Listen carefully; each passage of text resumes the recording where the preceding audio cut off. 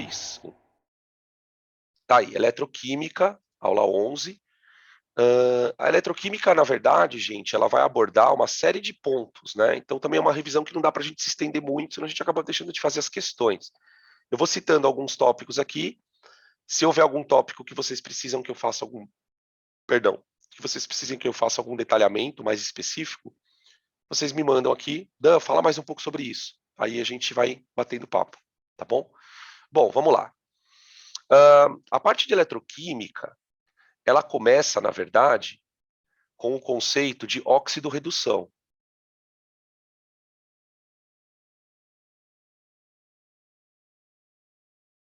Né? Eu vou tentar fazer um resumo para colocar tudo no mesmo as informações todas elas meio conectadas, tá, gente?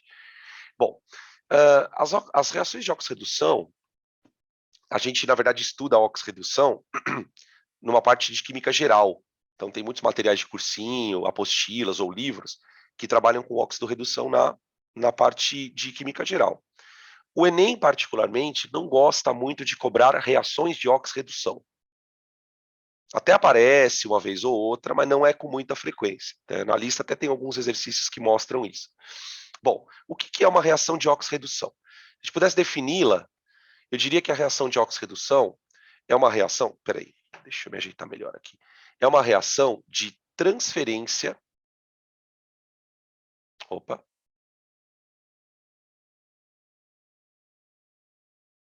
De elétrons.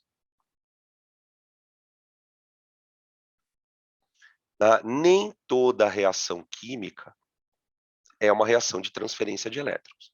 O que toda reação faz? Toda reação transforma a matéria. Ou melhor, né, a gente pode dizer que toda reação rearranja os átomos. Só que em algumas reações, durante esse rearranjo de átomos, também ocorre uma troca de elétrons. Tá? De maneira muito genérica, a gente pode representar assim. Você tem uma substância A, que vai reagir com uma substância B, para formar produtos.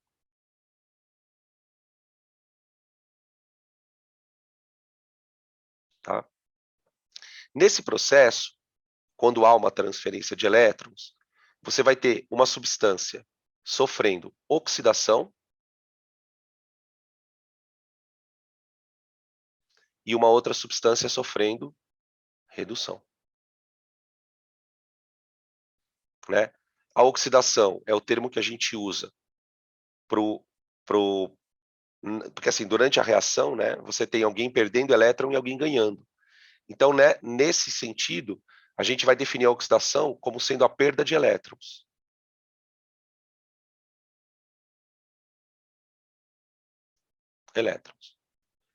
E a redução é o que a gente chama de ganho de elétrons. Para ter alguém perdendo, tem que ter alguém ganhando. Vamos imaginar que no nosso exemplo, a espécie A transfira elétrons para a espécie B. Tá? Então, a gente vai dizer que a espécie A sofreu oxidação e que a espécie B sofreu redução. É basicamente isso. Né? Essa oxidação e essa redução, elas são... Você consegue perceber isso acontecendo na reação. Por quê? Porque a gente aprendeu a calcular NOx. NOx. Eu lembro que no curso nós tivemos uma aula só para trabalhar com NOx. Regrinhas, como é que calcula, por que a soma tem que dar zero, quando que a soma dá zero, porque às vezes ela não dá, enfim. Tem toda uma parte ali que a gente dedicou a calcular NOx. Então, a espécie que perde elétrons, ela vai sofrer aumento do NOx.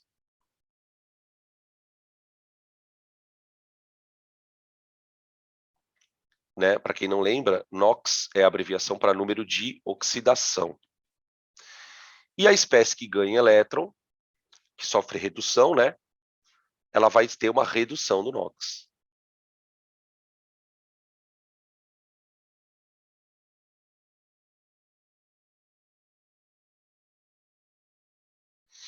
Tá bom? Lembrando que, né, a gente tem junto com essa ideia de oxidação, de redução, o conceito de agente oxidante e agente redutor, né? A espécie que perde elétron, que no caso é o A, ela vai fazer o B reduzir. Então, a espécie A é o agente redutor. É quem oxida. Quem oxida faz o outro reduzir, porque perde elétrons, né? Então, se você está perdendo elétrons, você está dando elétron para alguém. A espécie B, que ganhou os elétrons, a gente vai dizer que sofreu redução, ok. Mas ao ganhar os elétrons, essa espécie fez com que o A os perdesse, os elétrons. Ou seja, a gente vai dizer que então essa espécie é o agente oxidante. Tá bom? Durante as aulas de oxirredução, a gente também dedicou uma parte das horas, né, do assunto, para aprender a balancear reações pelo método de oxirredução. Eu diria para vocês que isso é bem pouco provável que apareça. Não me lembro de ter aparecido no Enem. Aquelas reações gigantes, né, que o cara fala, olha, balanceia aí para mim. Qual é a soma dos menores coeficientes inteiros? Não, você vai fazer o balanceamento por técnica de oxirredução, tá? Bom, o que tudo isso tem a ver com pilha, né, e eletrólise? Aí a gente entrando já na parte de que o Enem gosta mais. Bom, as reações redox, então vamos colocar aqui, reações redox. Reações, faltou um S aqui. Bom, as reações redox, elas podem ser classificadas em dois tipos. Reações espontâneas e não espontâneas.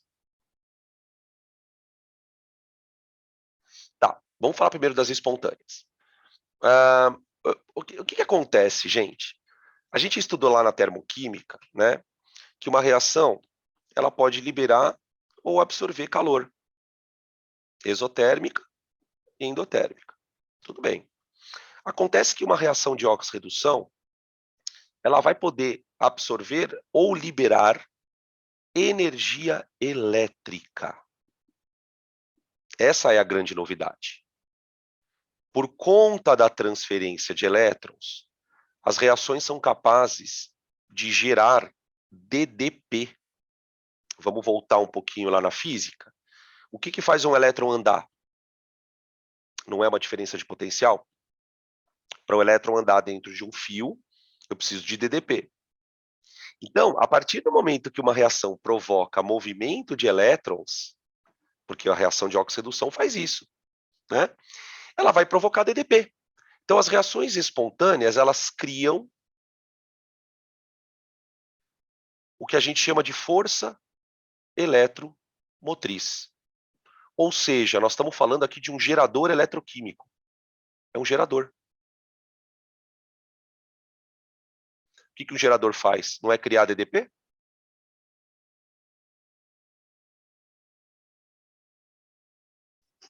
Espera aí.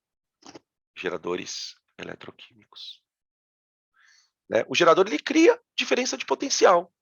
Ah, então é por isso que a gente fala que a pilha produz energia. É, exato. Como é que a gente calcula isso? Bom, para a gente calcular a energia que a pilha produz, a gente precisa lembrar como ela funciona, né?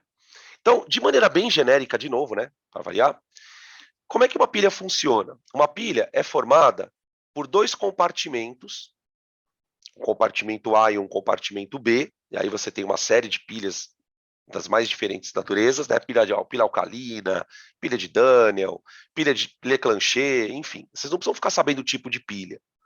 O que você precisa saber é olhar para um desenho e identificar esses compartimentos da pilha.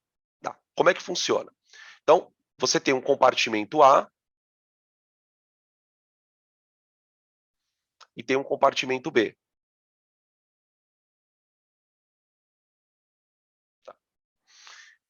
Num compartimento A, você tem uma substância X. Peraí, deixa eu colocar ela para cá. Deixa eu fazer um desenho um pouco mais organizado. Peraí. Deixa eu aumentar aqui o tamanho da bagaça.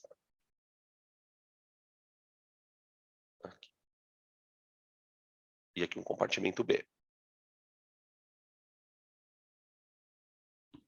Tá. Vamos imaginar que no compartimento A você tem uma substância X. Aí essa substância ela vai sofrer oxidação. Então ela vai virar X mais elétron. Tá? Esses compartimentos, o A e o B, eles são conectados a um aparelho. Então, esse compartimento A aqui ele vai ser o polo negativo, tá? Da nossa pilha. E o compartimento B vai ser o polo positivo da pilha.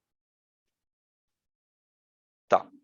Então, para você fazer a pilha funcionar, você tem que ligar alguma coisa nela. Então, vamos imaginar que você tem aqui uma lâmpada. Tá? E aí, o que eu vou fazer? Eu vou puxar um fio da lâmpada e vou conectar no polo negativo da pilha. E vou puxar o outro fio da lâmpada e conectar no polo positivo da pilha. Tá? Então, sabe aquele desenho que a gente faz assim, ó? Ó, pronto. E uma lâmpada aqui? É isso, ó. Tá? Então, imagina que isso aqui é uma grande e big pilha. Ó. Pronto. Você conecta aqui, e aqui você tem a pilha funcionando. Tá? O gerador. Tá. O que vai acontecer? Essa região da pilha, ela libera elétrons. Tá? Esses elétrons aqui, ó, eles vão migrar pelo fio. Então, os elétrons eles saem do polo negativo. Peraí. Percorrem a pilha, a lâmpada, fazem o que a gente chama de efeito Joule, né? Por exemplo, no caso da pilha incandescente, ele vai transformar a luz em calor. Pode ser uma lâmpada de LED, enfim, pode ser qualquer aparelho, né? Que é uma resistência, na verdade, isso aqui é uma resistência, né? E aí, esses elétrons migram na direção do polo positivo. Tá? Então, a grande sacada de quem inventou a pilha foi perceber que as substâncias que vão trocar elétrons, né, como a gente viu aqui, por exemplo, ó, o A pegando elétron, dando elétron para o B, essas substâncias aqui, ó, moçada, elas não precisam estar juntas, misturadas. Você pode separá-las fisicamente, né? E aí, o que acontece com esses elétrons quando eles chegam na região oposta da pilha? Vai ter uma outra substância aqui, Y, qualquer, que vai receber os elétrons. Tá? No nosso exemplo, vamos fazer de conta que como ele tem carga zero, né? Aqui, ó, ele vai receber o elétron e virar um ânion, por exemplo. Tá? Nem sempre vai virar ânion, ele vai reduzir. Não necessariamente vai virar ânion. Tá? E essa é a ideia da pilha. Então você tem uma substância X sendo consumida e virando X+. Tem uma substância Y sendo consumida e virando Y-. Tá? Cada uma das regiões da pilha vai ganhar um nome. Né? A região do polo negativo... Bom, antes de eu falar do nome, deixa eu explicar uma outra coisa. Na parte central da pilha, existe um outro recipiente, outra parte, vamos dizer assim, chamada ponte salina. Né? Nem sempre uma ponte salina tem sal, ela pode ter uma base, na verdade, a ponte salina ela tem que ter um composto iônico. Você tem que ter ali dentro íons. Por quê? O que acontece? À medida que a pilha vai funcionando, a ponte salina vai liberando íons para cada compartimento da pilha. Então, essa ponte salina ela vai liberar íons para o polo negativo, que é a região da esquerda da pilha, que vocês estão vendo aí.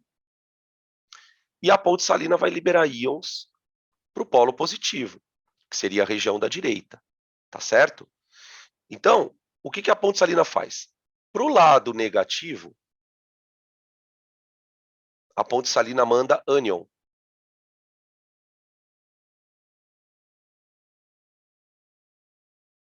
Por que ela manda ânion para o polo negativo, prof? Porque o ânion vai neutralizar a carga elétrica que está sendo produzida ali. Tá vendo? Ó? À medida que a reação vai acontecendo, essa região ela vai ficando com um monte de carga positiva. A ponte salina, ela equilibra essas cargas. Por quê? Porque se não tiver um ânion para equilibrar essa carga positiva, a reação para de acontecer. Essa reação aqui, ó, ela para de acontecer. Tá? Então, pelo fato da ponte salina liberar ânions para esta região, a gente usa o nome ânodo para ela. Ânodo. E do lado direito acontece o oposto. O lado direito, ele está ficando com carga negativa, tá vendo? Ó?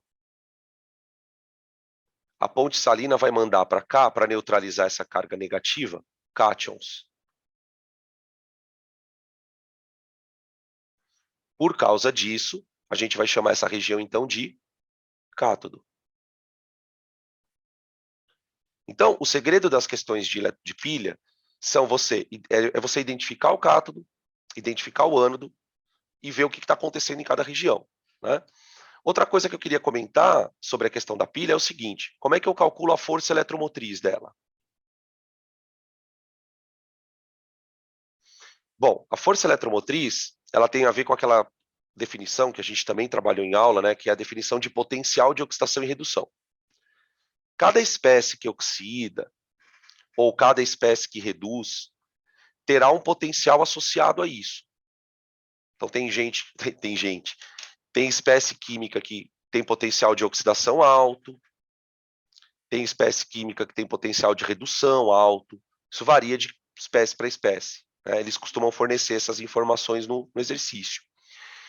Como é que você calcula a energia que a pilha produz? Você vai pegar o potencial de oxidação de quem está no ânodo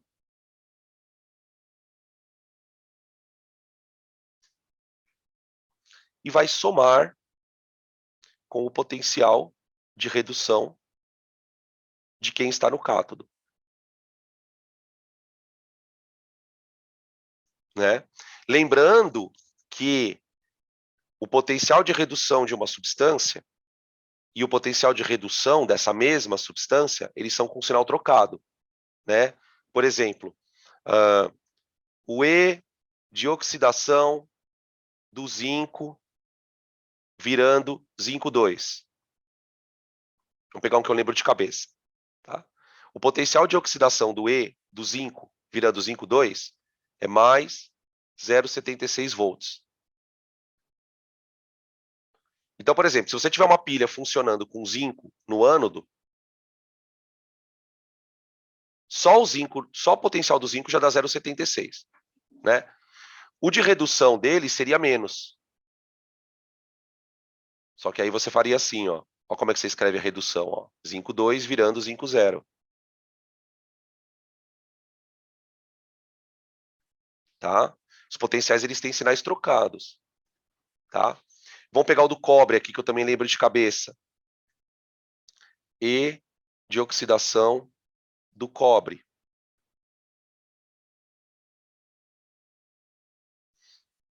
Menos 0,34.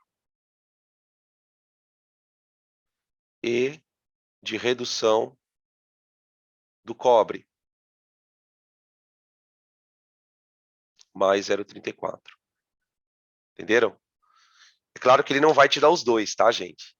Ele te dá só o de... Ele costuma dar só o de redução. Vou falar bem a verdade. Ele costuma dar os de redução, e aí você vai decidir quem oxida e quem reduz, né? Lembra que para você tomar essa decisão, tem aquela questão de quem é maior faz aquilo. Então, por exemplo, quando você compara numa mesma situação, ó, o potencial de oxidação do zinco, que é mais 0,76, e o potencial de oxidação do cobre, você percebe que o zinco tem mais tendência a oxidar. Concordam? Então, numa pilha zinco-cobre, uma pergunta que ele pode te fazer é essa: quem que vai oxidar? Ah, quem vai oxidar é o zinco. E aí quem reduz? Aquele que tiver o maior potencial de redução, tá? Tudo bem? Beleza? Ele pode te perguntar isso, ele pode lembrar, por exemplo, que no ânodo, como a espécie está oxidando, você vai observar uma corrosão do ânodo, né? Porque você está corroendo a substância. E no cátodo você observa uma deposição. Geralmente você deposita alguma coisa no cátodo. Então você tem a formação de depósitos, uma coisa vai grudando no cátodo e a outra coisa vai, e no ânodo a coisa vai corroendo, tá? Aí tem um monte de detalhezinhos, tal, que depois a gente vai nos exercícios, tá bom? Beleza? É isso, né? No caso de pilha, a gente tem basicamente esse sistema. Agora, a pilha ela é boa por quê?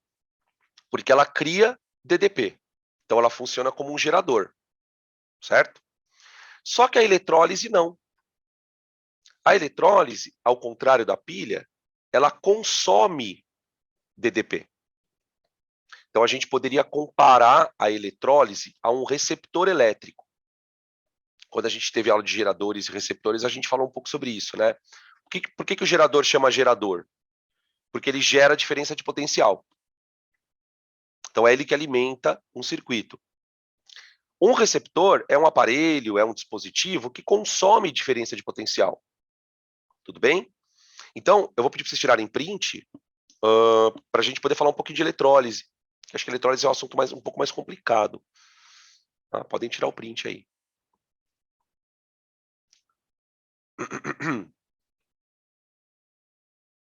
Aqui. Vou trocar, tá?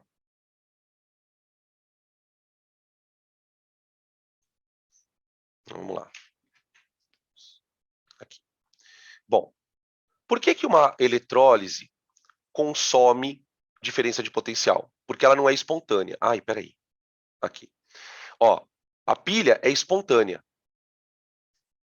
Então ela acontece sem a sua interferência. Quer dizer, você mistura as coisas lá e o bagulho reage. É basicamente isso.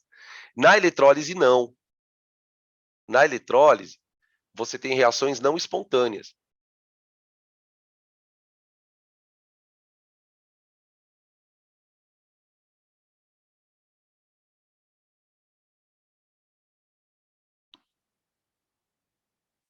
Tá? E aí a pergunta que vai surgir, então, é a seguinte. Mas, Dan, se uma reação, vamos escrever aqui, ó, consome DDP. Consome DDP. Tá? Quem consome DDP, né, a gente diz lá na física que ele tem força contra-eletromotriz. Porque ela está consumindo aquela força eletromotriz. Né? Bom, por que isso... Então, você fala, mas se o negócio consome energia, por que eu vou fazer ele? Eu vou fazer eletrólise. A eletrólise é feita não é por causa da energia, óbvio. É para produzir alguma coisa que a natureza não te dá. Porque para pensar, galera. Se a eletrólise não é espontânea, é porque a reação que você vai querer fazer, a natureza não faz. Vocês sabem que tudo que acontece na natureza é espontâneo, né? Eu sempre dou o mesmo exemplo, né? Você nunca vai ver uma cachoeira cair para cima. O que não significa que você não pode fazer a água subir.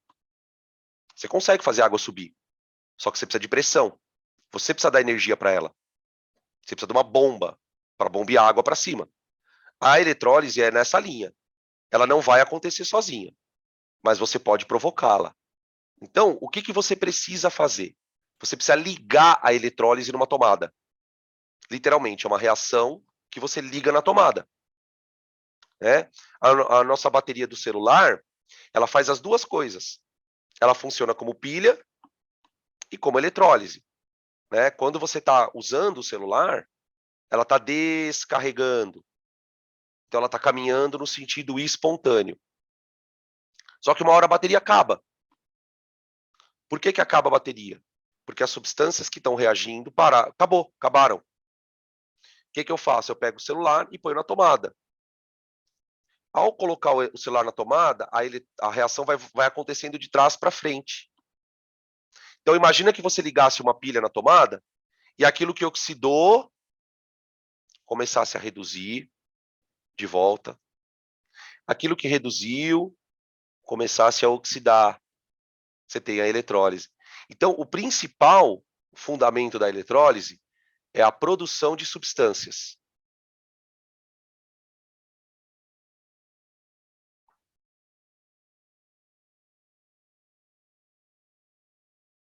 Né? A gente pode destacar algumas substâncias que são importantes, sem as quais, aliás, a gente pode citar algumas substâncias que só são produzidas por causa da eletrólise, senão a gente não produziria.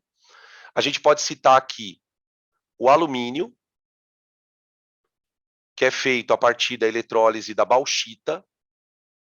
Então, eu faço isso, ó. Eu pego a L2O3,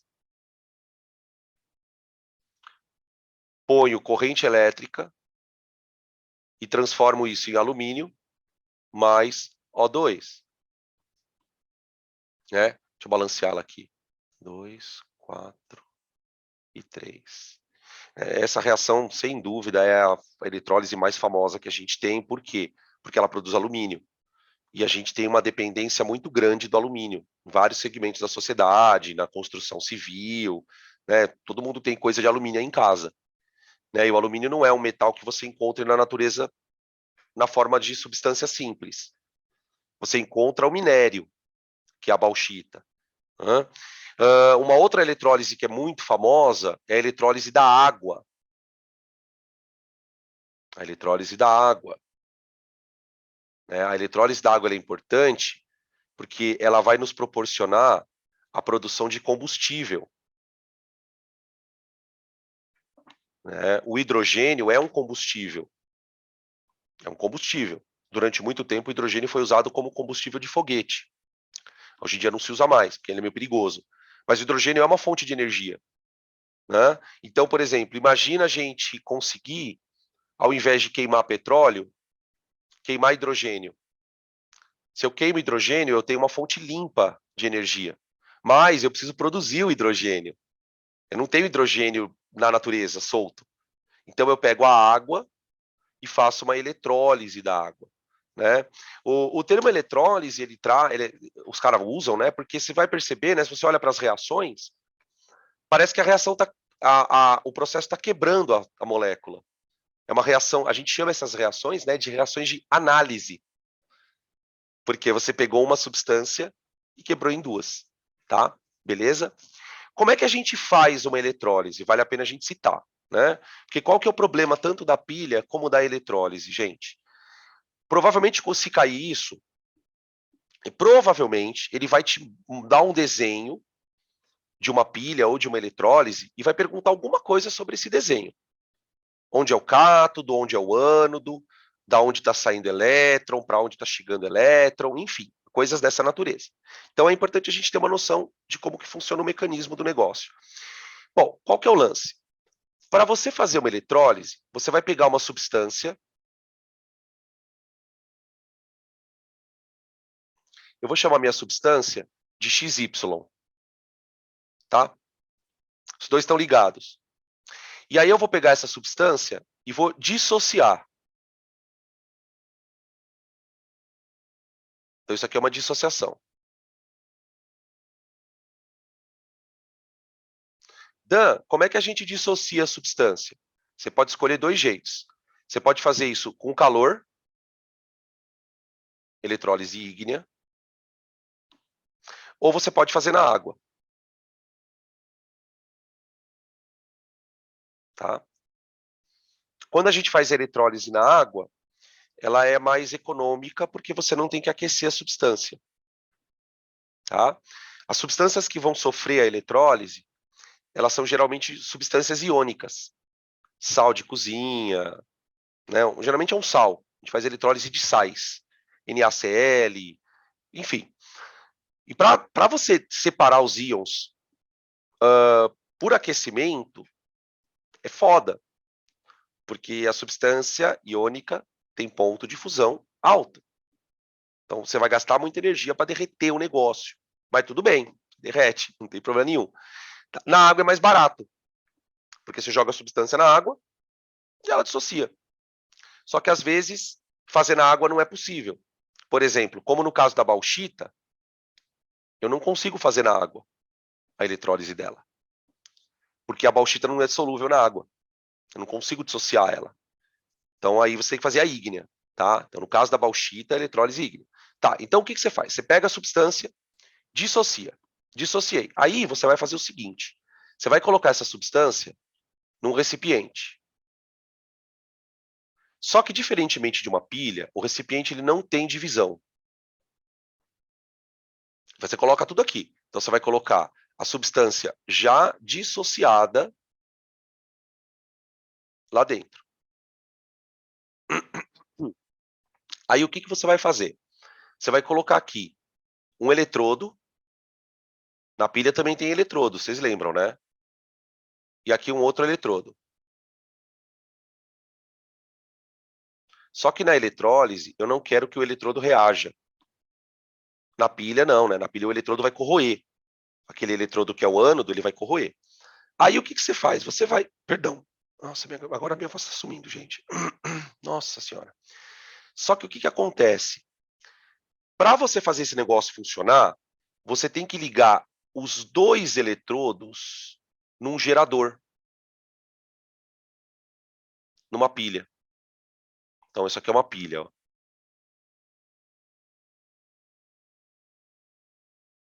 Tá? Então, aqui é uma pilha que vai abastecer a nossa eletrólise. Então, ao invés de você ligar uma pilha na lâmpada, você liga numa eletrólise. Tá, vamos supor que esse aqui seja o polo negativo da pilha. E esse aqui seja o polo positivo da pilha. Tudo bem? O que a gente viu aqui no resumo, no slide passado? Vamos voltar um pouquinho aqui. Ó. No slide passado, você vai perceber que os elétrons eles saem do ânodo, que é o polo negativo, e migram para o cátodo, que é o polo positivo, certo? Então, essa ideia tem que valer aqui, ó. Ela tem que valer aqui. Então, veja, a pilha, ela vai soltar elétron por aqui, ó.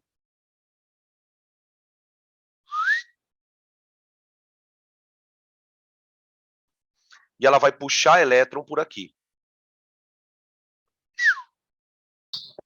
Tá aí. Muito bem. O que acontece aqui, moçada? Ai, peraí, deixa eu só ver uma coisa aqui. Ah, tá. Aqui. O que acontece aqui, gurizada? O elétron que está saindo pelo lado esquerdo, ele vai chegar aqui no eletrodo e vai atrair o cátion para cá. Quando o cátion encostar ali, ele cata o elétron, charge, e reduz. Tá? Na eletrólise da bauxita, isso acontece com alumínio.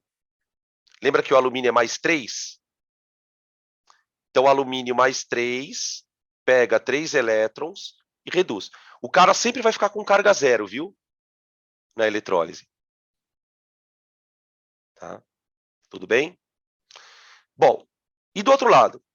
Bom, do outro lado, a pilha, ela está puxando elétron. Mas ela está puxando elétron de quem? Do ânion. O ânion é atraído para cá. Quando esse ânion encosta no eletrodo, ele solta o elétron e oxida. E oxida. A hora que ele oxida, você forma uma outra substância simples. Então, você transformou X+, em substância simples, X0. Você transformou Y+, Y- em substância simples, Y0. Certo? E aí você conseguiu fazer o processo. Beleza? Bom, coisas importantes, que aqui a gente tem que tomar um cuidadinho. Não tem ponte salina na eletrólise.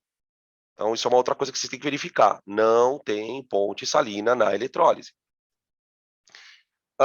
Agora, as regiões onde acontece a oxidação, a redução, elas também terão nomes, né? A região da esquerda, eu vou chamar de cátodo. Por quê, Dan?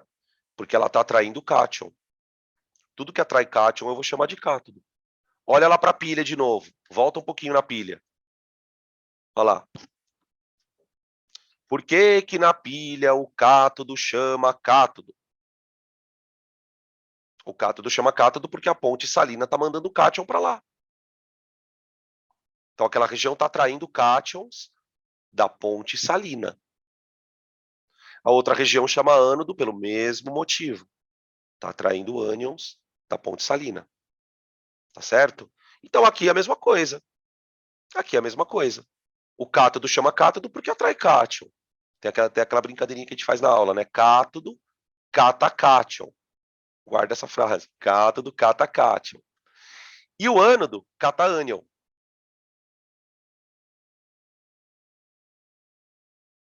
Então ele pode perguntar, que espécie é formada no ânodo? O que você vai guardar de informação importante? No ânodo, sempre vai acontecer oxidação. Olha lá. Olha o que está acontecendo no ânodo. Está oxidando. E no cátodo sempre vai acontecer redução. Isso vale para a pilha também, né? Tanto é que a gente acaba, às vezes a gente acaba aprendendo as coisas, não é que a gente acaba aprendendo a coisa errada. A gente acaba entendendo a coisa errada. Tem muito aluno que acha que cátodo significa redução. Não.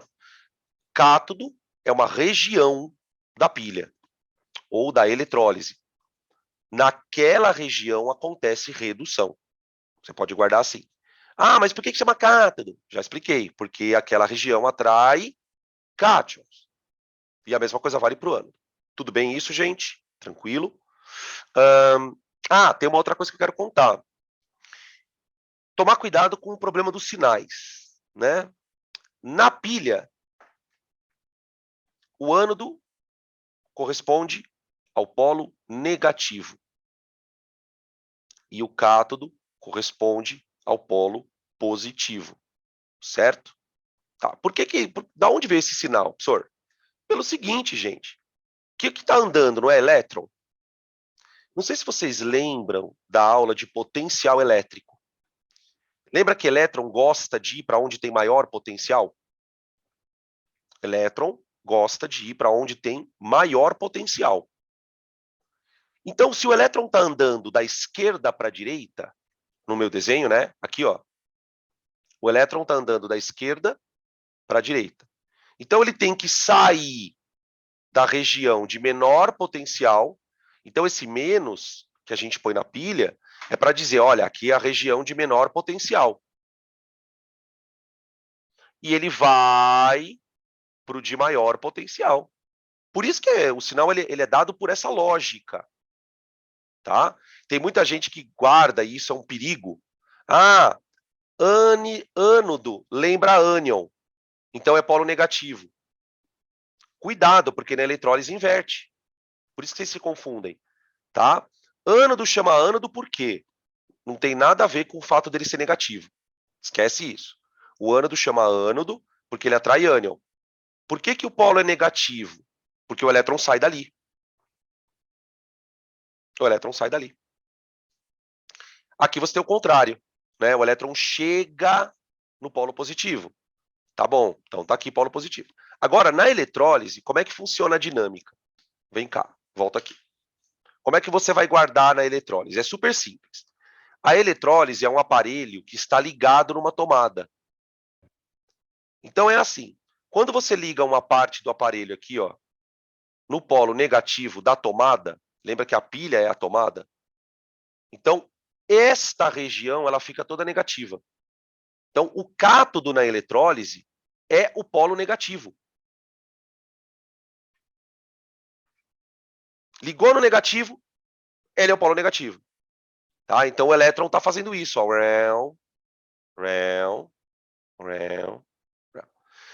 A outra região, e uma coisa que você pode guardar que também vai te ajudar a não errar, é o seguinte.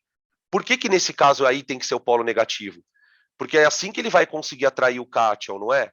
Por que você acha que o cátion vai ser atraído no eletrodo? Porque o eletrodo está negativo. Ele está recebendo elétron lá de cima da pilha. Entende? Do outro lado, o que eu vou atrair? O ânion. Uma vez que eu atraio o ânion, essa placa tem que ser positiva. Essa placa tem que ser positiva. Então, daí você tem, então, o polo positivo. Tá bom? Outra coisa importante, para a gente ir encerrando aqui ó, esse resumo, como é que eu calculo a força contra eletromotriz da eletrólise? Embora não seja uma coisa que a gente esteja muito acostumado a fazer nos exercícios, né, de calcular a força contra eletromotriz, mas, enfim.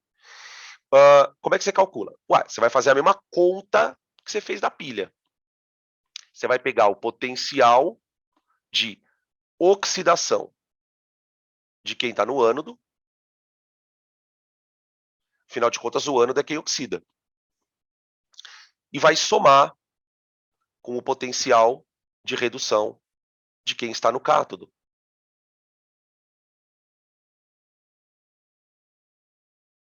Só que tem uma diferençazinha, que não é diferençazinha, é uma diferença zona.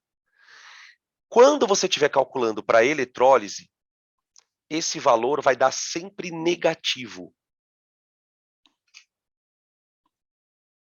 Porque ela consome energia elétrica. Se a gente fosse comparar lá com a aula de física, não sei se vocês lembram da aula de lei de Pouliot. Como é que eu calculo a corrente na lei de Pouliot? E menos E' sobre REC. O que é o E? É o gerador. O que é o E'? É o receptor, lembra? Por que o E' fica negativo? Porque ele é receptor. É igualzinho na física, moçada. É igualzinho na física. Aqui na química, o que a gente fala? Fala assim, ó, quando o E é positivo, é uma pilha. Está gerando energia. Quando o E é negativo, é uma eletrólise, porque está consumindo energia. Tudo bem? Beleza. Acho que é isso. Vocês querem perguntar alguma coisa? Querem que eu fale de alguma outra coisa? Tem alguns outros tópicozinhos, né?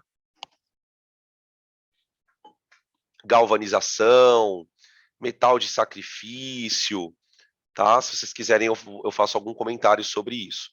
Tá? É que eu estou pegando o que tem mais chance de aparecer. Senão, a gente pode começar as questões. Começar, então, as questões. Então, vamos lá. Deixa eu começar aqui. Pá. Aqui. Questão número 1. 2014. Aplicação excessiva de fertilizantes nitrogenados na agricultura pode acarretar alterações no solo e na água pelo acúmulo de compostos nitrogenados, principalmente a forma mais oxidada, favorecendo a proliferação de algas e plantas aquáticas e alterando o ciclo do nitrogênio. A espécie nitrogenada mais oxidada, olha o que ele fala, a espécie nitrogenada mais oxidada tem sua quantidade controlada por ação de micro-organismos que promovem a reação de redução dessa espécie, num processo chamado desnitrificação. Ele quer saber qual é o processo citado de acordo com essa situação que vocês estão vendo aí. Então, aí você fala, bom, como é que eu vou saber qual é o processo que ele citou? A primeira coisa que a gente precisa tentar identificar é quem é a espécie mais oxidada. Quem é a espécie nitrogenada mais oxidada? Então, na verdade, o que eu vou ter que fazer aqui? Eu vou ter que olhar para as espécies que ele me deu, ó. Esta. Então, aqui é o ciclo do nitrogênio, né? Nitrogênio vira amônia, amônia vira amônio, amônio vira nitrito, nitrito vira nitrato. e aí depois o nitrato vira nitrogênio. Tá?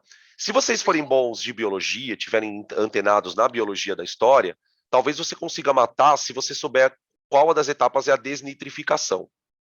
Você também consegue matar por essa palavra. Então dá para você resolver também na perspectiva da biologia. Ah, eu sei o que é desnitrificação, então eu mato. Mas, por exemplo, eu não sei o que é desnitrificação. Eu não sei. Então eu vou pela outra parte. Eu vou fazer o seguinte, eu vou pegar esses malucos aqui. Então vamos lá. Nitrogênio, amônia, amônio. Vou pegar o nitrito, o NO2. Vou pegar o nitrato, NO3. E vou pegar o... Acabou, é. E vou calcular o NOx de todos eles. Nitrogênio, 0. Na amônia, quanto vale o nitrogênio? -3. Certo? O hidrogênio é mais 1, o nitrogênio é -3. No amônio, o nitrogênio também é -3. Lembra que nos íons, a soma dos NOx tem que dar igual à carga do íon. Né? Não é sempre que a soma dá 0. A soma dá 0 quando a substância é neutra, né? O N2, por exemplo, o amônia. Agora, no íon, não. No íon, não. No nitrito, galera, considerando que o oxigênio é -2, vê se você concorda comigo, tá? Senão me chama aqui. Se o oxigênio é -2, só que você tem 2 oxigênios, dá -4. O nitrogênio tem que ser +3 para que a soma dê -1. Para que a soma dê -1. E no nitrato, que tem 3 oxigênios, tá? 3 vezes 2 dá -6, né? Aqui tem que ser +5. Ah, matamos! Matamos. Essa espécie é a mais oxidada. Por quê? Porque nessa espécie, o nitrogênio tem o maior NOx de todos. Olha o que ele fala, então, na questão. Ó. A espécie nitrogenada mais oxidada, olha que faz sentido. A espécie nitrogenada mais oxidada tem a sua quantidade controlada por ação de micro-organismos que promovem a reação de redução dessa substância. Então, ó, olha para cá. Nitrato virando N2. Nitrato virando N2. Quando o nitrato vira N2, você está reduzindo o nitrogênio. Tá? Então, as bactérias desnitrificantes fazem isso. Elas devolvem o nitrogênio para a atmosfera. Né? A gente aprende lá no ciclo do nitrogênio que o nitrogênio é um elemento químico que, para o vegetal absorver, ele tem que estar na forma iônica, no solo. A raiz que absorve isso. Você não consegue absorver nitrogênio pela folha, como você consegue fazer, por exemplo, com CO2, né? Que tem os estômatos lá. Então, você precisa de uma bactéria. Eu lembro das aulas de ecologia. Eu lembro que essa bactéria ela fica associada nas raízes da leguminosa, em leguminosas. Elas ficam ali em associação, não sei como é que chama a associação, se é mutualismo, que diabo que é. Mas enfim, tá bom? Então a resposta da questão 5 é E. E de esperança. Esperança. Micorriza. Boa! Boa! Micorriza. Olha os caras, esses caras são nerd pra caralho. Esses caras são nerd pra caralho. Tudo bem? Tranquilo? Vamos fazer mais uma? Vamos lá, vamos lá, vamos lá. Hoje eu comi hambúrguer de carne vegetal, galera. Eu amei. Comprei no mercado. Amei. Vocês já comeram hambúrguer de carne vegetal? Muito bom, viu? Muito gostoso. Eu tava meio relutante de comprar, mais por causa da Cecília, né? E aí eu falei, Cissa, vamos experimentar, né, filha? Aí ela comeu, amou, cara, amou. E eu fiquei feliz, por quê? Porque daí eu não preciso ficar comendo hambúrguer de carne, né? Eu não tô mais querendo comer tanta carne, eu tô dando uma boa segurada, assim, de carne vermelha. Tô comendo mais frango, peixe, ovo. Né? É bom, cara. Assim, não vai esperando que é uma carne, tá? Ela tem uma textura bem parecida com a da carne. Eu vou confessar que eu achei uma coisa melhor do que a da carne, que é assim, quando você vai comer hambúrguer, a carne fica meio que escorrendo gordura, né? Essa carne, ela é suculenta, mas ela não escorre gordura. Porque não tem gordura, né? É feita de planta. É muito legal. Eu comprei lá no Big Lar, viu, gente? É meio carinho, velho. Uma bandeja com 2 carnes de hambúrguer, acho que tá uns R$ 20, cara. Tipo, mas é uma carne bem grossa, bem grossinha, assim, um hambúrguer bem feitinho. É bem legal, cara. Vale a pena, viu?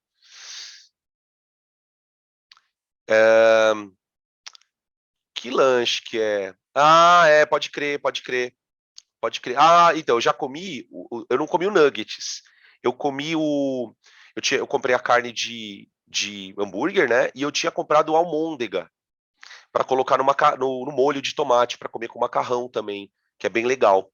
Bem gostoso, viu, gente? E o hambúrguer, eu só botei sal e botei um pouquinho de pimenta nele. Meu, ó, show. O pão não fica aquele pão desmanchando, né? Porque a carne libera muita gordura, né? E assim, é gostoso comer esse hambúrguer de carne, não tô falando que é ruim, pelo amor de Deus, né? Proteína de soja, naquelas bolotinhas, aqueles pedacinhos, deixa para hidratar, né? É. Uma vez eu comi em churrasco, um amigo meu fez churrasco. É bem gostoso. Tentar, né? É meio foda, assim, de se libertar muito da carne, mas a gente vai tentando. Eu tô super preocupado com esse negócio da carne, sabe? Mas mais assim por questão de saúde, não por questão só do ambiente, nada. E por causa dos bichinhos também. Bom, enfim. Vamos lá, questão 19, questão 3, perdão, de 2019. Lembra que eu falei para vocês, né, que o lance da maioria das questões que envolve pilha é justamente identificar o que está acontecendo de cada lado. Então, vamos olhar para essa situação aqui para a gente ver. Grupos de pesquisa em todo o mundo vêm buscando soluções inovadoras visando a produção de dispositivos para geração de energia elétrica. Dentre eles, pode-se destacar as baterias de zinco-ar, que combinam o oxigênio da atmosfera com o metal zinco em um eletrólito aquoso de caráter alcalino. Nessa frase, ele acabou de te entregar quem é cátodo, quem é ânodo e quem é a ponte salina. Então, quando ele fala assim, ó, a bateria é de zinco-ar, pode perceber que eles, quando eles vão se referir às pilhas, né, eles usam essa expressão, níquel-cádmio, zinco-cobre, né? E, gente, no próprio nome da pilha ele já entrega quem é quem. O primeiro nome é geralmente o ânodo. O primeiro nome é o ânodo. É quem vai oxidar. E o segundo nome é quem vai reduzir. Então, provavelmente, o zinco está oxidando. E o ar, na verdade, algum componente do ar, a gente pode citar aqui o oxigênio, né? Deve reduzir. Deve reduzir. Tudo bem? E aí ele fala aqui, ó, combina o oxigênio atmosférico com o zinco em um eletrólito aquoso. Isso aqui é a ponte salina. Isso aqui é a ponte salina. O esquema de funcionamento da bateria está representado aqui. Então vamos dar um zoom. Zoom. Zoom. Ó. Aqui você tem, ó, eletrólito de zinco. E aqui você tem o eletrólito poroso. Olha o que está acontecendo no eletrólito poroso.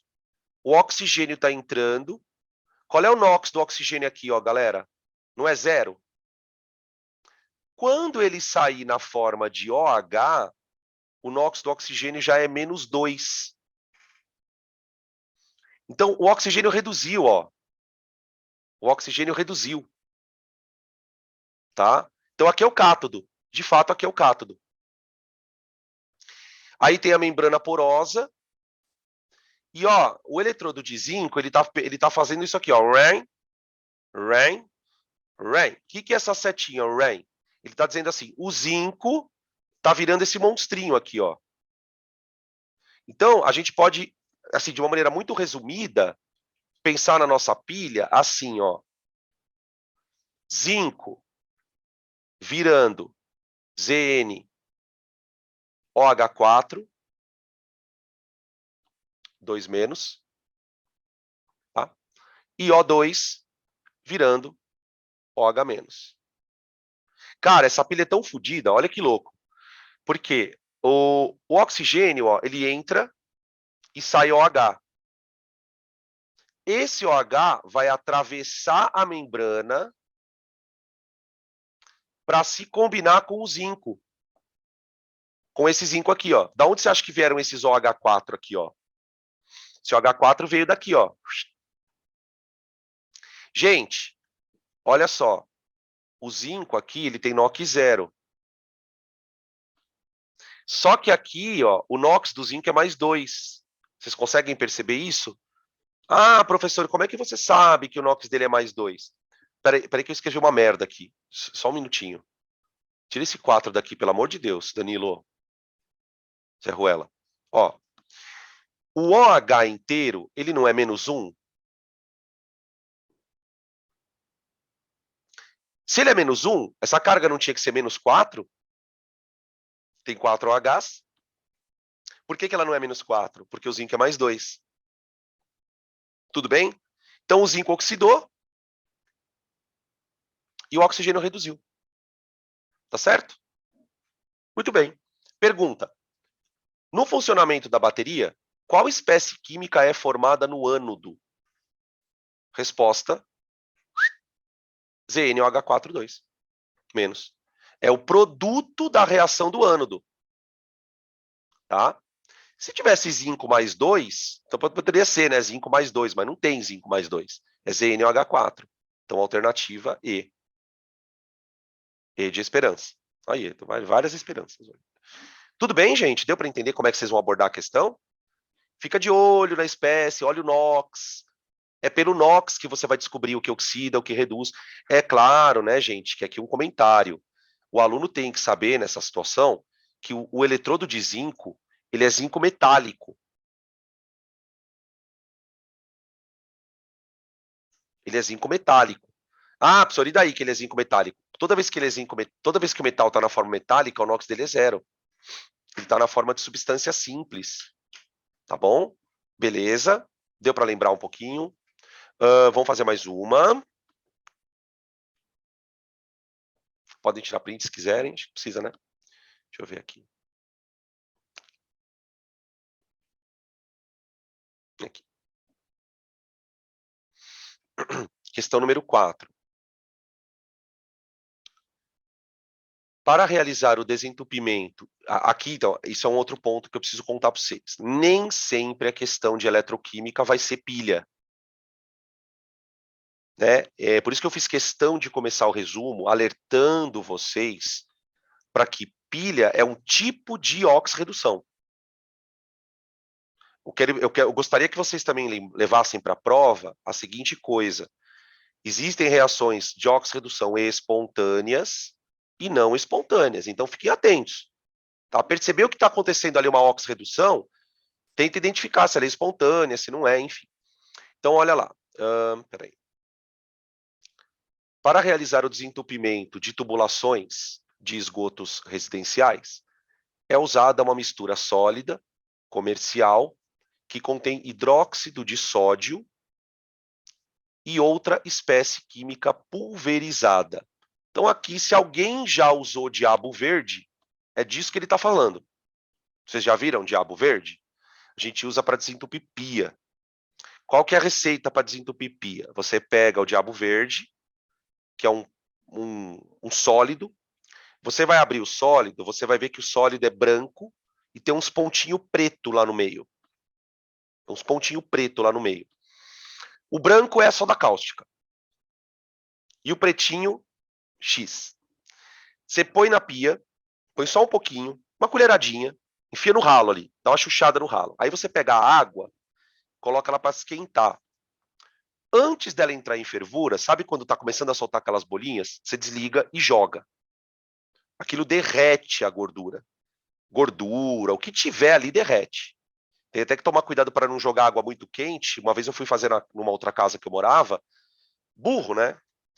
Fui lá, botei um monte de diabo verde e joguei água fervendo, derreteu o cano. Derreteu a parte do cano ali, porque é uma reação muito exotérmica. Essa reação ela vai liberar calor pra cacete. Tem que tomar cuidado. Tem que usar água meio morninha e usar um pouquinho só de diabo verde. Bom, enfim.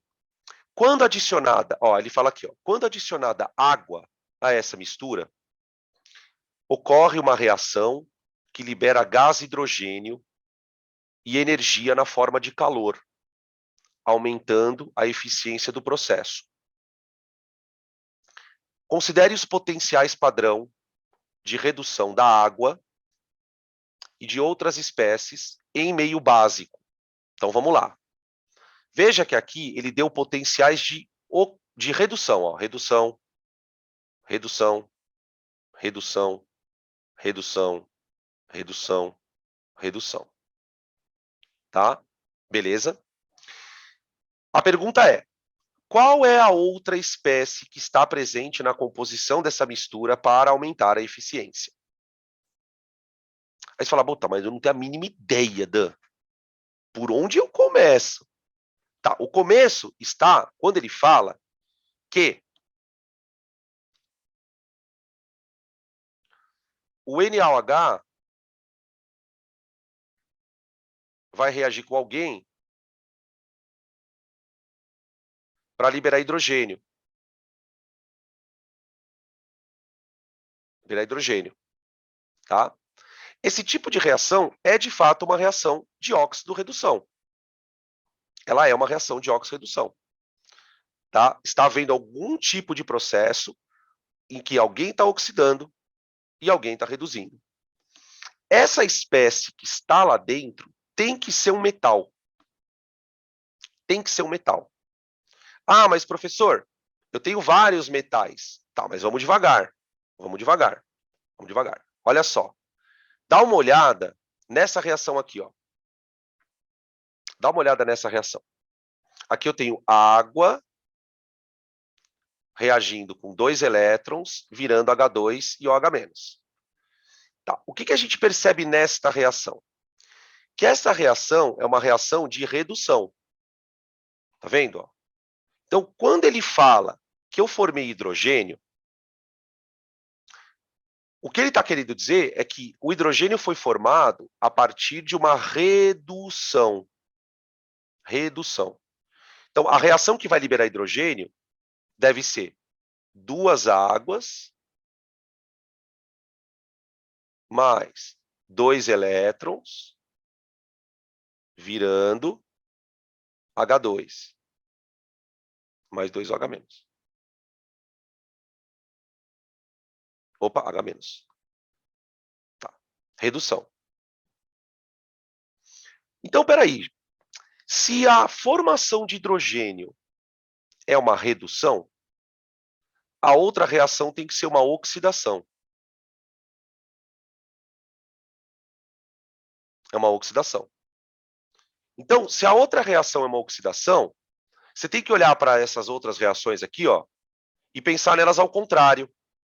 Então, por exemplo, ó, o cobalto pode oxidar, o cobre pode oxidar, o chumbo pode oxidar, o alumínio vai ter que oxidar, ou o ferro vai ter que oxidar. Né? A reação de redução ela já foi identificada. Então, a outra reação tem que ser uma oxidação. Então, veja que com essa percepção, eu já consigo excluir a C e a D. Por quê, gente? Porque esse ferro aqui, ó, ele não vai oxidar. Esse ferro ele já está oxidado. E esse cobre aqui, ó, também não pode oxidar. Ele já está oxidado. As únicas espécies que poderiam oxidar seriam o alumínio, o cobalto e o chumbo. Tá bom. Qual é o potencial de oxidação do alumínio?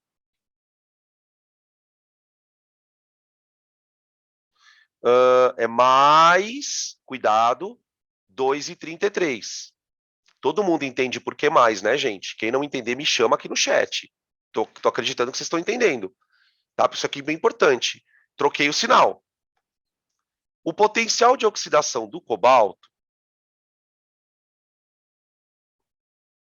Quantos que vale o do cobalto?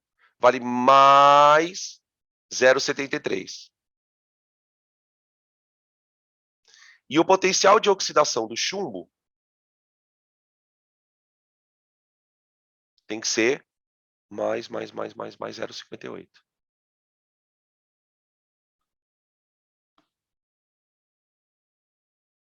Tá bom. Como é que eu vou saber quem é o elemento? O elemento tem que oxidar para o outro reduzir, não é isso?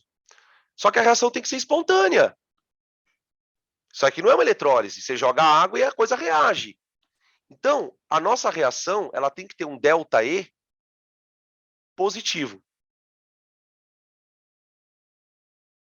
Como é que eu calculo o ΔE? É o E de quem oxida mais o E de quem reduz. Então, eu tenho que escolher o elemento que faça esta conta ser positiva. Foda, né? Questão difícil. Eu acho super difícil essas questões. Não tem nada claro na questão. Então, bom, quanto vale o E de redução? Quem está reduzindo é o hidrogênio. É a água que está virando hidrogênio. Então, esse número aqui eu sei quanto ele vale, ó.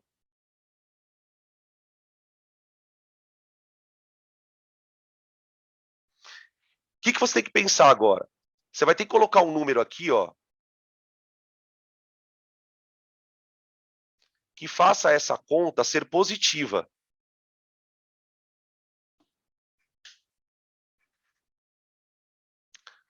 O único número que você consegue colocar dos três que eu mostrei aí, né? Que são os metais. O único que daria certo é o alumínio. É o alumínio. Se eu colocar cobalto, a reação não acontece. Se eu colocar chumbo, a reação não acontece. Não adianta você jogar água que não vai acontecer a reação, ela não é espontânea. Então, é uma questão que não é de pilha. É uma questão que vai exigir do aluno se você sabe se o que é um processo espontâneo ou não. Tá? O único que dá certo aqui é o alumínio, que é mais 2,33. Tá? Dos citados ali é o alumínio. Se bem que os outros também não dariam. Tá? Então, isso é alternativa A. Que horror, né? Percebe que são questões diferentes. Né? Isso também é um problema, né? O Enem ele gosta muito de variar em termos de eletroquímica, não vai cair só pilha. Tá? Perguntas, senão a gente vai passar para a próxima. Espera aí que tem gente perguntando aqui. Pode falar. Pode falar, pode escrever o que você quiser.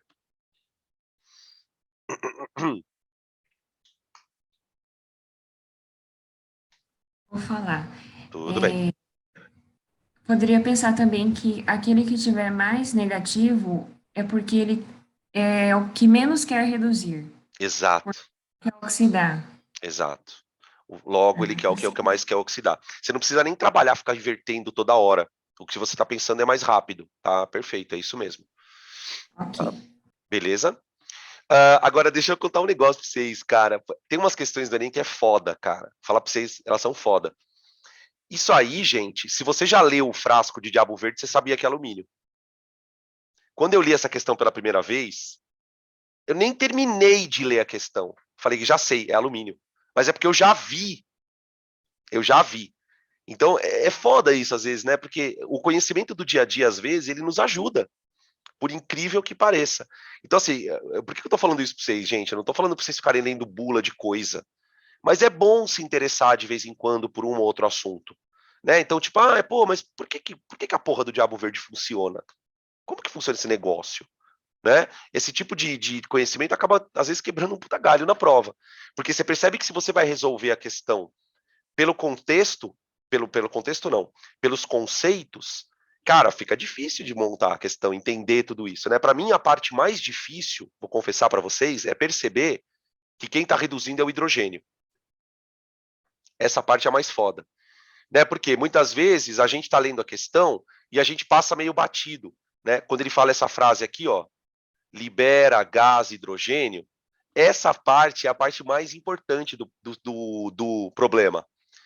Por quê? Porque esta parte te diz que a água está reduzindo. Porque a única reação que está produzindo hidrogênio ali, ó, é a primeira, tá? Por isso que você tem que jogar água.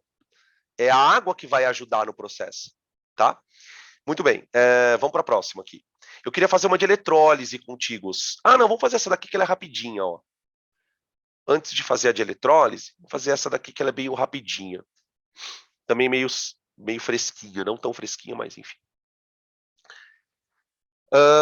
As células e os organismos precisam realizar trabalho para permanecerem vivos e se reproduzirem. Ou seja, as células precisam se movimentar, né? A pessoa precisa viver. Basicamente é isso. A energia metabólica necessária para a realização desse trabalho é oriunda da oxidação de combustíveis gerados no ciclo do carbono, por meio de processos capazes de interconverter formas de energia. Então, espera um pouquinho.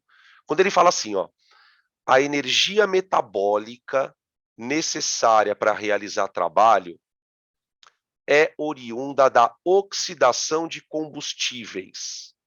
Gente, a palavra combustível aqui tem que tomar cuidado, porque ele não está falando de gasolina. Ninguém aqui come gasolina, acredito eu. Do que ele está falando aqui? Está falando de glicose, que vai oxidar CO2, pode sofrer uma fermentação, né? Não precisa necessariamente oxidar CO2, mas ela pode fazer uma fermentação acética, uma fermentação lática. As fermentações, gente, elas são oxidações parciais. Parciais. Por isso que libera menos energia. Por que a respiração celular é tão boa do ponto de vista de energia? Porque você oxida a glicose até o talo. Você transforma em CO2. Quando você transforma a glicose em álcool, você oxidou um pouquinho. Né? A gente falou sobre essa coisa na aula de oxidação na orgânica. Tá. Então, vamos ler esse negócio aqui para ver se a gente entende o fluxograma. Ó. Vamos começar por onde? Vai. Vamos começar pela direita. Ó. Combustíveis reduzidos e oxigênio. Pelo processo 2, ele vira CO2 e água. Aí o CO2 e água, pelo processo 1, vira combustível de novo. Então, nesse momento aqui, a parte de biologia já tem que estar aguçada. O processo 2 está com cara de respiração, por exemplo. Respiração celular.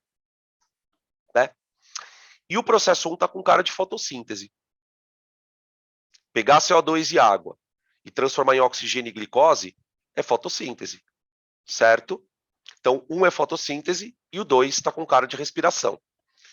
Tá bom. Neste ciclo, a formação de combustíveis está vinculada... Peraí que acho que está faltando uma alternativa aqui, né, gente? Acho que eu comi uma alternativa. Ó, tem A, B, C, D. Cadê a outra? Alguém pode ver para mim qual é a alternativa aí, gente? Deixa eu anotar ela aqui. Eletromagnética em química. Falei, gente, não é possível. Isso aqui não é prova da Unicamp. Eletromagnética. Danilo cortou o negócio, caralho. Meu Deus. Em química. Peraí. Aguenta aí as pautas. Tá aí, pronto. Falei, oxe. Tá, obrigado. Aqui, já foi. Então, voltando. Vamos ler aqui a questão. Nesse ciclo, a formação de combustíveis está vinculada à conversão de energia o que em que? Aí você tem as opções, né? Ó. Térmica em cinética, eletroquímica em calor, eletromagnética em química, química em térmica e cinética em eletromag. Aí você fala, peraí, calma, Dan. Que porra é essa de energia eletromagnética? Bom, vamos lá, né? Energia térmica tem a ver com calor.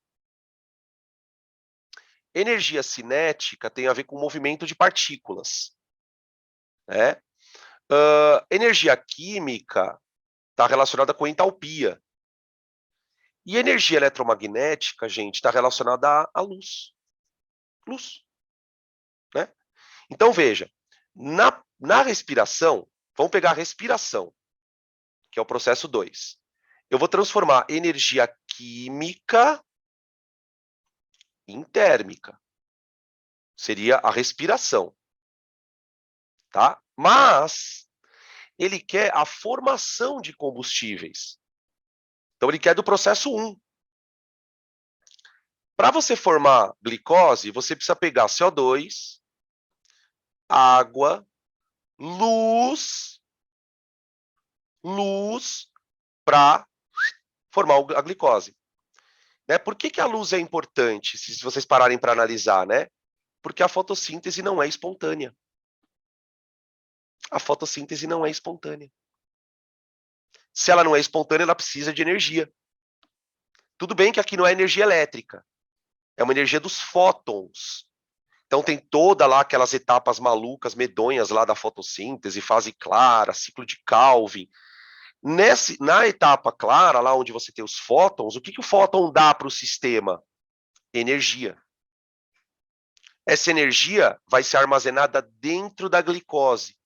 Então, gente, falando uma coisa meio tosca, mas a gente come o sol. A gente come o sol.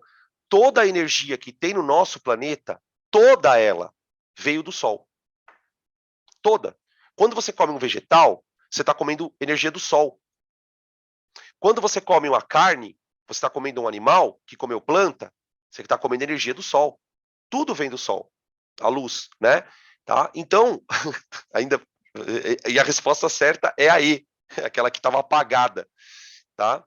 Eletromagnética, por causa da luz, em química. Achei uma questão bem legal, né? Não é tão foda, assim, mas tem que ter essa interpretação. Beleza? Vamos fazer uma de fotossíntese agora? De fotossíntese, ó, ficando louco. De eletrólise, cacete. Peraí. Eletrólise. Eletrólise, eletrólise, eletrólise, eletrólise, eletrólise. Aqui. Questão 17, 2017. Questão 9. Eletrólise fazia muito tempo que não caía, gente. Muito tempo. Caiu em 17, depois não caiu mais. Não sei o que isso quer dizer, tá? Quer dizer que vai cair agora? Não sei. A eletrólise é um processo não espontâneo de grande importância para a indústria química.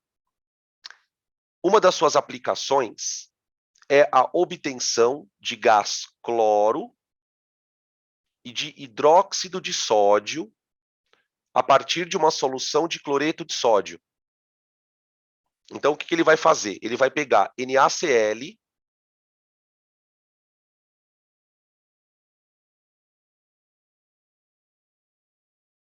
vai dissociar na água.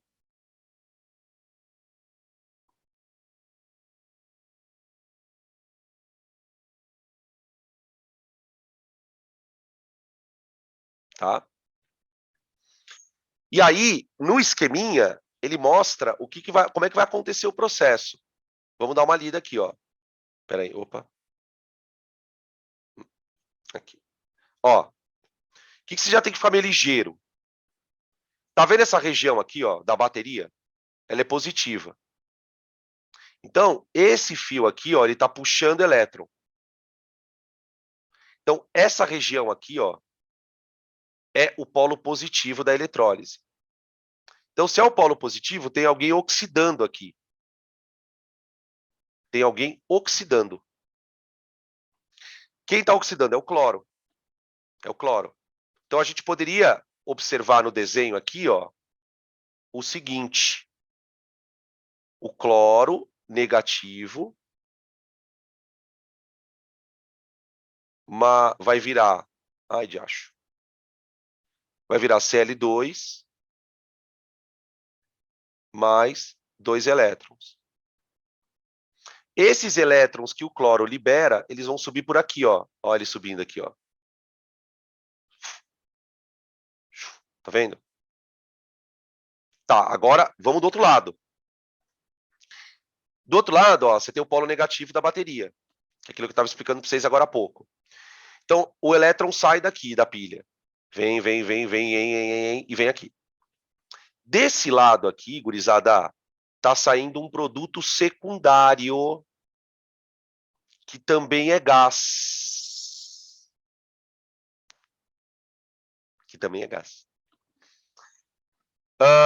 E está produzindo aqui, ó, dreno para a solução de alcalina. Então, o NaOH, ele está aqui dentro, ó, dissolvido na água. Ele fala que produziu NaOH, né? Hidróxido de sódio. Tá? Então, aqui dentro, peraí, deixa eu puxar aqui um negócio. Tem Na+, e OH-. Tudo bem? Então, vamos lá. Aí a pergunta dele é, o que acontece? Quem é o produto secundário? Se você lembrar da aula de eletrólise, a gente deu muita atenção para a eletrólise da água do mar. Aqui é o caso da eletrólise da salmoura, né? A água do mar, numa grande concentração de sais. Se você lembrar dessa aula, você mata rápido. Vamos tentar resolver por lógica. Então, vamos lá. Vamos tentar excluir algumas coisas. Por exemplo, eu sei que o produto é gasoso, gente. Eu sei que o produto é gasoso. Se o produto é gasoso, eu tenho dois palpites aqui. Ou é oxigênio molecular, ou hidrogênio molecular. Você pode dizer para mim, Dan, mas não pode ser vapor d'água? Mas, gente, não está aquecendo nada aí. Como que vai liberar vapor d'água? Não tem calor? Eu também sei que não pode ser hipoclorito de sódio, gente. Por que não pode ser hipoclorito de sódio? Porque hipoclorito de sódio é um sal. Desde quando o sal vai virar na fase de vapor? E o cloreto de hidrogênio, que seria o HCl, ele ia ficar dissolvido na água. É um ácido. Então, assim, olhando para o desenho, eu imagino que seja ou O2 ou H2. Tá bom? Bom, vamos pensar um pouco. Vamos supor que seja O2. Se eu formei O2, esse O2 veio da água. Claro que veio da água. Se eu formei H2, esse H2 veio da água. Aí eu tenho que tomar uma decisão. Aí eu vou pensar assim, veja. Lá do outro lado, eu formei cloro, não formei? Só que eu formei cloro por oxidação. Gente, se eu formei cloro por oxidação, o outro cara tem que ser formado por redução. Por redução. Então, vamos lá. Quando eu formo oxigênio, ó, o oxigênio aqui vai de -2 para 0. Isso é uma oxidação. Você não pode ter duas oxidações, gente. Não pode. Agora, se eu formar hidrogênio, o hidrogênio vai de +1 para 0? Bom. Formei redução. Formei redução. Essa é a resposta. Hidrogênio molecular.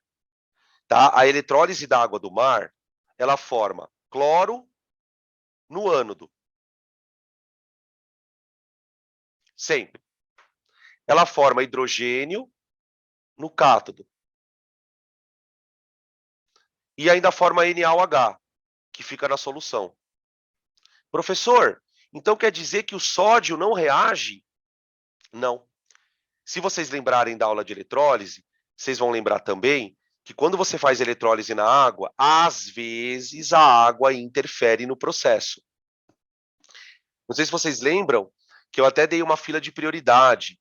E quem que reage melhor? Quem que reage pior? Tá? Então, quando o Na vai competir com a água para reduzir, quem acaba levando a vantagem é o hidrogênio da água e não o sódio, tá? Então, a resposta fica D. D. Hidrogênio molecular. Tudo bem, gente? Deu para dar uma lembradinha do assunto? Deu para juntar as pontas aí do novelo? Tá? É que nem eu falei para vocês, teria mais coisa para a gente comentar, mas eu não vou ficar também comentando tudo, porque eu estou tentando dar ênfase para aquilo que a gente tem mais chance de cair. Beleza? Certo? Fechamos? Vamos para a cantina? Vamos comer? Vamos comer, vamos comer, vamos comer.